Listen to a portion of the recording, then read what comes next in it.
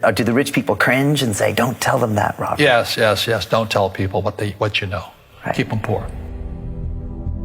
I've had financial crashes. I've had people stab me in the back, but they're all good because I grow from it. That's spirituality. Right. You know, people who are afraid of making mistakes like they teach in school, they don't ever grow because spirituality is there's good and there's bad. There's right and there's wrong. There's up and there's down. Most people only want to be right. They only want to be positive.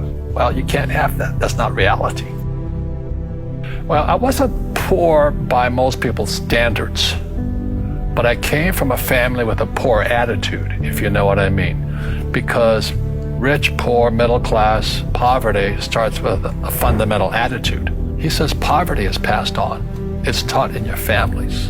And middle class is taught in families. And so the people right now who are sitting at home, who are struggling financially or worried about money or unhappy, they may be making a lot of money, but unhappy with what they're doing, it was probably taught to you.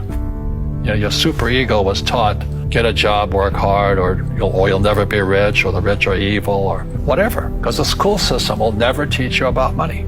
The school system was designed to teach you to be an employee, which is important, or a doctor or a lawyer, a specialist, but never about money. And what most people lack is real business knowledge, like accounting, like debt, like taxes. You got to know that stuff, but they don't teach it in school to anybody.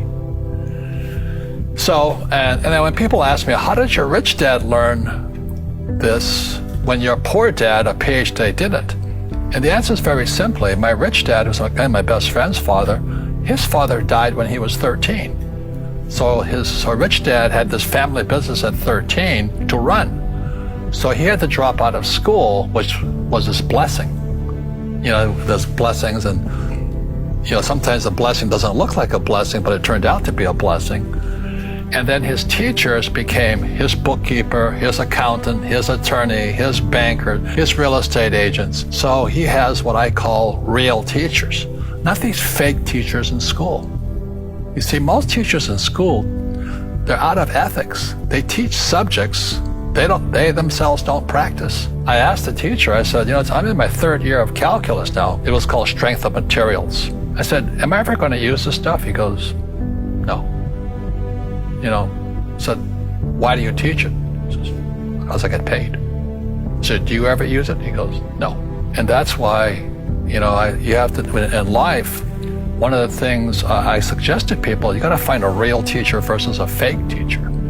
And a fake teacher is somebody who doesn't do what they teach.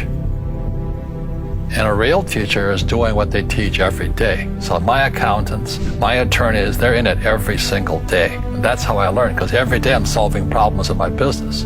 So I have accountants and attorneys and bankers and all these people on speed dial because I'm solving problems with my team. I see you giving this knowledge out, and yeah. Do the rich people cringe and say, don't tell them that, Robert? Yes. Don't tell people what you know. Right. Keep them poor.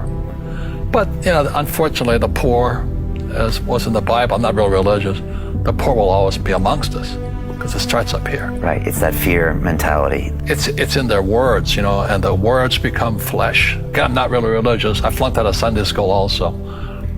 But when they say I can't afford it or I can't do that, they go down. They become what they say. My PhD dad, he says, what do you think I am, made of money? I can't afford that. And my rich dad would say, that's why he's poor. Poor people say, I can't afford it, I can't do that, I don't have time. Because it's an escape.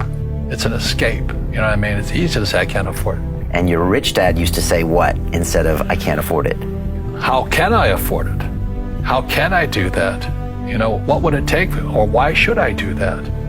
He says a question opens the mind, a statement closes the mind. See, when you say, I can't afford it, your mind shuts down, and you become what you say. Rugby is a team sport, but so is soccer. The rules are different. And other people are golfers. They play by themselves. And so everybody's different. So my game financially is business, number one. Second is real estate. So what I say to young people is, you find your game.